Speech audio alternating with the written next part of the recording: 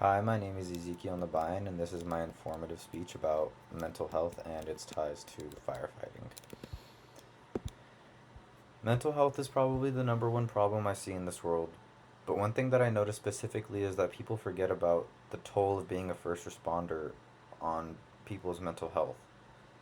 At COS personally, I went through the EMT program and became certified over last summer, and I've already seen and heard and experienced just the nasty brutalities and reality of being a first responder. So I kind of already have some experience firsthand with how over time first responders can lead to having PTSD over time and running into mental health issues and developing ongoing depression that could ultimately just lead to a really rough lifestyle after retiring or after so many years doing EMT or firefighter work.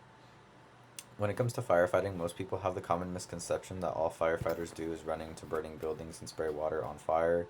And although they do that, and that is a big part of their job, there's so much more to what they do, especially because they mostly respond to medical calls on the job rather than putting out fires, kind of in the similar way of doing what an EMT does.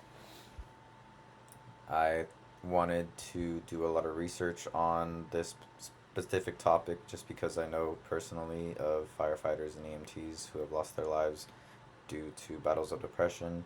So, in an article titled A Conversation About Firefighter Mental Health, published by the NFPA or National Fire Protection Association on April 30th, 2024, written by author Jesse Roman, Roman states in the first sentence of the article that it didn't take long for Jeff Dill to notice that something was off. And referring to Jeff Dill is Officer Jeff Dill of Palpatine Rural Fire Protection District in Inverny, Illinois. And this was a sentence about his observation of his coworkers after the incident of Hurricane Katrina. In Section 5, Roman provides more facts stating that by Dill's counts, there have been just over 2,000 firefighter suicides since 2010, including more than 100 last year. Since his collection methods rely on voluntary self reporting by families and departments, both numbers are likely undercounts, which specifically just means that in this article, they're talking about a firefighter who went and did his own research about the suicide count of firefighters, and it was reported that there was only 2,000 since 2010, but that was all the information that he was able to gain based off of people's personal self-reports from their families and from only few departments.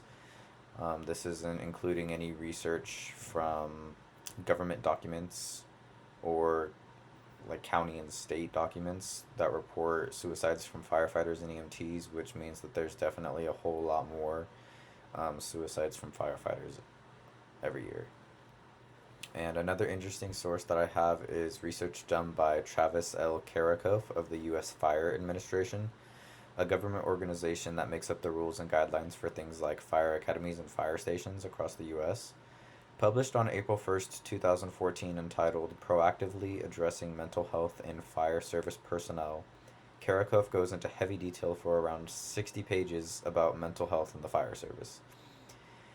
In the second paragraph of page 13, Karakoff states, and I quote, the results of this study were derived from a comprehensive literature review of 2,766 original citations for high risk occupancy, and of those citations, 223 articles were specific to firefighting.